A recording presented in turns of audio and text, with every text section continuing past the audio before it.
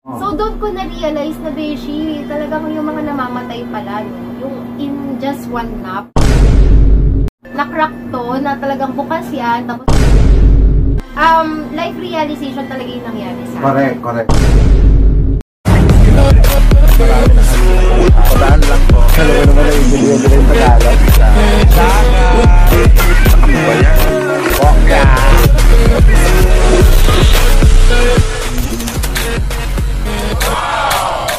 Hello mga ka-RB! Ayan guys, welcome back to our vlog. Finally, nakasama na namin ang aming Beshi. Beshi, kamusta ka naman? It's been a while. Paganda ng paganda. Ay! May paggandang nalalaman. Kabog na kabog. O, kamusta naman ang mga life mo bago tayo magsimula ngayon? Ayun, kasi masyadong busy sa Paris. Ay! Sana all. Sana all. Kaya ngayon lang ulit ako naka-show up. Alam niyo naman, kapag artista, masyadong madami talagang ganun sa buhay. Kaya talagang inuna ko muna yun. But anyway, na-miss ko kayo guys. Yes. Kasi it's been a long time talaga since na Correct. nagkasama-sama kami. Correct. Parang yung huli pa ata natin nung kumain tayo sa Cavite. Sa Yes, Silang. parang 3 months ago. So, yun ay matagal bago na sundan. Oo. Tsaka umuwi kasi si Beshi sa province, kaya medyo nagkaroon kami LDR. Correct. Yeah. Tsaka daming mga naganap last daming pangyayari. daming mga nangyari. So ayun, masaya kasi magkakasama ulit kami. Yay! So ayun na nga guys, mga ka-RB. So syempre, 'di ba, it's been a while na hindi natin napagkakita nga si Beshi sa ating vlog. At meron kami ngayon i-share sa inyo guys kung ano yung mga dahilan kung bakit hindi natin siya nakita for the past few months. Even last year, Beshi, no? So, i-share namin sa inyo guys kung ano yung mga pwede namin i-share, kung ano nangyari kay Beshi rin. Since na medyo naka-move on naman na kami lahat at medyo nalampasan na namin yung problem na yon or yung trahedya na yon. So, si Beshi na rin siguro ang mag-share. Oo. So ayun na nga guys, kasi last year, I've been into a near-to-death experience.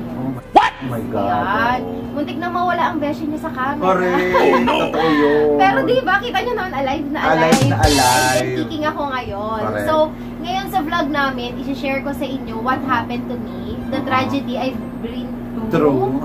So, isi-share ko lang yung konting pictures, photos nung pangyayari. Kahit medyo sensitive, yung blur na lang. So, yes. Ang experience na to ay hindi kagaya-gaya. Kailangan talaga ng extra pag-iingat. Lalo na kapag tayo ay nagmamaneho. Correct. So, eto na nga ang nangyari.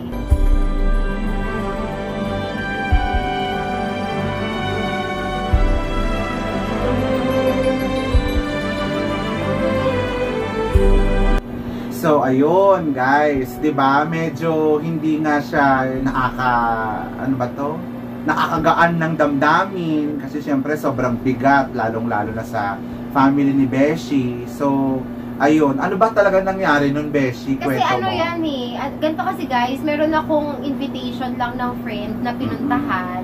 Siyempre, chill, ganyan. Napainom tayo, napainom si girl at nag-drive pa uwi. Lasenggo diba? pala. Lasenggo lang. Napainom siya. Pero parang talagang siguro tiniteach lang ako ni Lord na wag ko na yun gagawin. Correct. Kasi for so many years, ginagawa ko naman yung drinking and driving eh. Pero ngayon lang talaga ako na-lost. So nakatulog ako while I'm driving. Parang hindi mo rin alam. Hindi ko alam yung nangyari. Nagising na lang ako, nandoon na ako sa hospital, sa emergency room. Tapos, andoon na yung nanay ko, yung mga kapatid ko.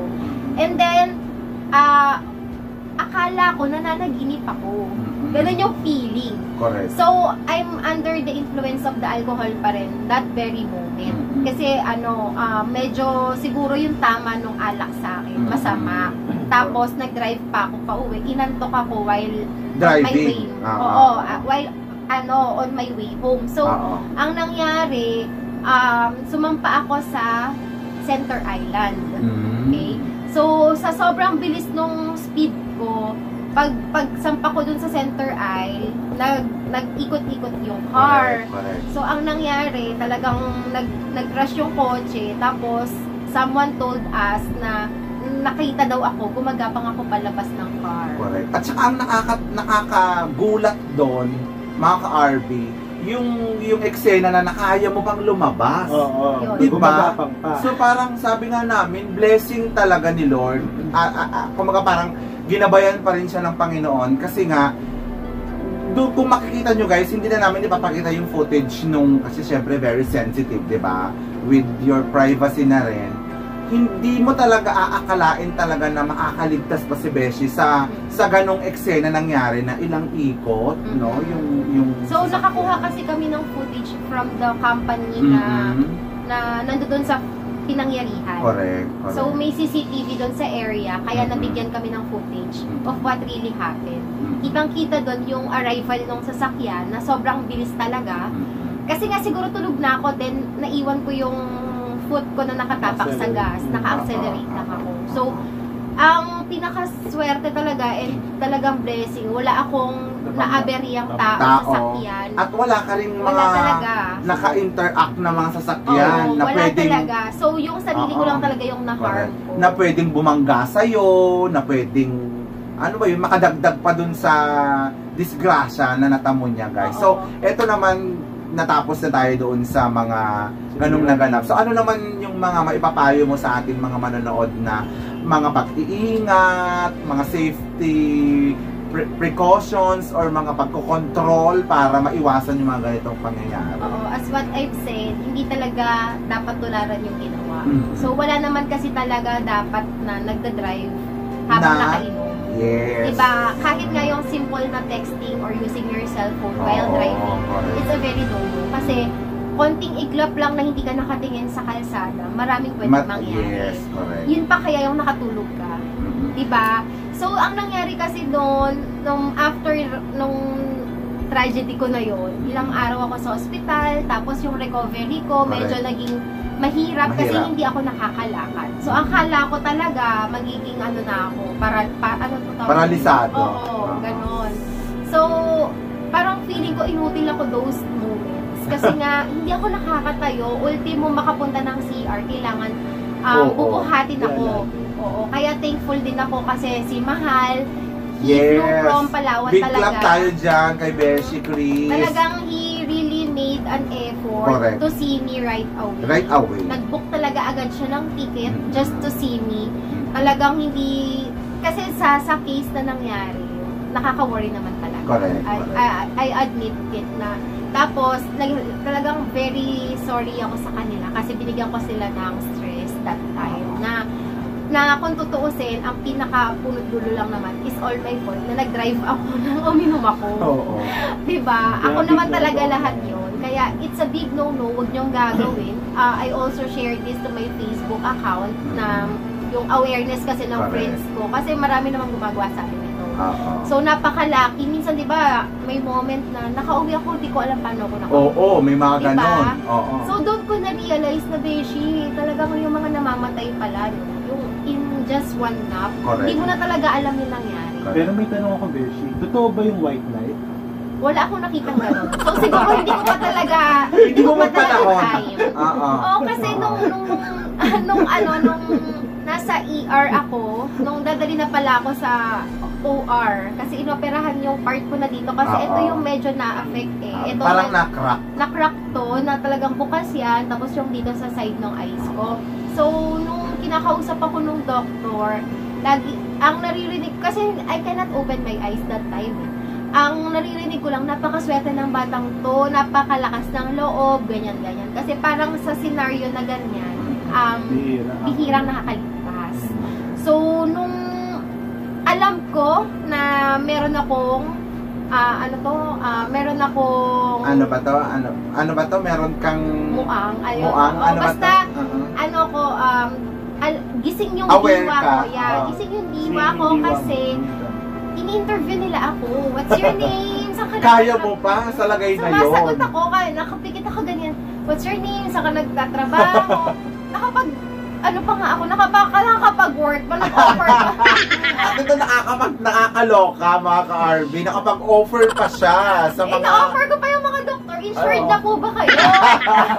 Okay, eto guys, sapunta na tayo. Since nabanggit mo na din lang naman yan, Beshi, ano yung mga ipinagpapasalamat mo at ano yung mga pwedeng mong ma-share na may value? Kasi ganito nga, di ba? Life realization talaga yung nangyari sa akin. Correct. Kasi talagang, ang normal ko nung araw na yun, ang saya-saya ko. Tapos, kung hindi ako nakaligtas, ganun-ganun na lang, nawala ako. Correct. So, what made me realize na napaka-important talagang may insurance ako. Correct. And luckily, mga friends ko, may insurance. Yes! So, pinopromote talaga insured. namin na dapat talaga may insurance. Kasi Oo. no one can tell eh. Diba? Yun na Hindi nga natin masabi. Kasi diba sabi ng iba, nag-iingat naman ako, malakas naman ako, wala akong existing na sakit, pero hindi mo masasabi. Yes, hindi mo masasabi kung kailan ka atakin sa sakit. Yeah, hindi mo alam kung kailan ka ma-aksidente, kahit na minsan nga, sobrang ingat mo eh. Nakantilak yung motor na sinasakyan mo, bagok ulo mo, patay ka, diba? At saka hindi lang sa disgrasya, Beshi, diba, sa pagkakasakit. Diba, hindi natin alam. Like for example, dumaan na sa atin ang pandemya. Hindi natin alam kung kailan, anong araw, anong buwan darating yung ganitong mga onos. Kaya ang importante dito siguro, yung maging ready tayo at any point in time, Yes. 'di ba? With the help of insurance, Yeah. 'di ba? Parang Saka ganun. ano talaga, mahalaga talaga na ang bawat isa sa atin may insurance at saka yung mga health card. Yan. Correct. Kasi, correct. 'di ba, sinasabi pang mayaman lang 'yun. Hindi siya pang mayaman. Hindi ko kami mayaman. Mas kailangan po 'yun ng hindi mayaman. Correct. Sa totoo lang. Correct. Kasi Dapat nga, hindi yun nga yung- tayo mayaman eh. Sinong sasagot sa atin in times of emergency? Dapat din yung pinaglalaanan. Kaya nga Yeah. sabi nila, dapat aside sa savings, meron ka din daw dapat na inaalat for insurance, Oo. for health, Parang ganyan. isasama na talaga siya sa priority. Kasi sa panahon natin ngayon, napakahirap na mamalimos ka para lang ma-survive mo yung hospital bills mo. Magsisend ka ng mga Gcash sa Facebook. Oo, Parang yung hindi online naman limos. natin, hindi naman natin inaano yon kasi others are doing that. Kaya lang, syempre, parang para hindi na tayo umabot sa ganun. correct. Diba? Hindi naman siguro masama na naglalaan ka for the future. Hindi naman masama na pinaghahandaan mo. Hindi naman din masama na sasabihin mo, ay pinaghahandaan ko yung kamatayan ko. No. Hindi. You are preparing yourself and helping your family. Yes, Kasi yes. sino bang sasagot sa atin? Kung may mangyari sa amin, di ba pamilya pa rin naman natin yung may cargo sa atin? Kumbaga parang kapag nawala ka, hindi naman natin sa inaano, ang sakit-sakit na nga nung pagkawala mo, di ba? Mas problemado Tapos pa po sila. problemahin mo pa Pera. yung financial aspect nung, di ba, kung saan ka, anong pangbabayad sa ganito, ganyan. Hindi naman natin sinasabi guys na bukas mawawala na tayo, pero we're just trying to say na preparation. It's all about preparing yourself in the future, regardless ano mangyari, ganyan. At least handa ka, at saka yung pamilya na iiwan mo, hindi na rin ganun na sobrang mahihirapan. At saka hindi siya sayang, hindi siya tapon. Hindi kasi siya yung tipo ng, ay hindi ako namatay last year. Makuha ko ba? Walang ganon guys. Makukuha mo siya until, mapapakinabangan mo siya hanggat humihinga ka. Ganon. Correct. Kasi meron naman siyang mga fund value. Pero Investment sa ibang vlog na natin pag-usapan, Correct. pinakadetalye na. Correct. Pero sinasabi lang namin na mahalaga na kapag prepare tayo bawat isa for ourselves, magkasakit, maaksidente, anumang sakuna ang abutin natin. Kasi sa lahat at sa lahat talaga na makikinabang, pamilya mo, kasi hindi ka magiging pabigat. Correct. Yung maiiwan mo, syempre. Diba? Ang dami natin natutunan. Ayan, unang sabak pa lang ni Beshi sa ating vlog. Learnings na agad, guys. Ayan, yun lang, guys. Muna yung mga masishare namin for today's vlog. And nagpapasalamat kami, guys, sa Diyos dahil si Beshi, as you can see, kung ano yung itsura niya nung last vlog na nakita natin. Tignan mo naman, parang lalo pa nga siyang gumanda. Ay, ang secret. I-share nyo din yan guys sa mga beauty tips. Ay, diba, bongga. Maraming salamat guys sa inyong panonood at patuloy na pagsubaybay. Guys, thank you kasi tumataas na ang ating numbers. Yes. At maraming salamat kasi more than 10,000 na tayo guys sa ating FB page. Yay! bonggang-bongga. Maraming salamat. Mula po sa aming puso, di ba? Diyos ko, umaapaw ang aming kaligayahan na talagang, ano guys, hindi namin ito masusuklian. Hindi namin kayo maisa-isa, pero wala kaming ibang sasabihin kundi salamat. Thank you. Huwag niyong kalimutang mag-like, mag-share at mag-subscribe sa aming YouTube channel, RB. Ayan guys, thank you. Bye-bye. Okay na, direct. Hey, nairaos na natin.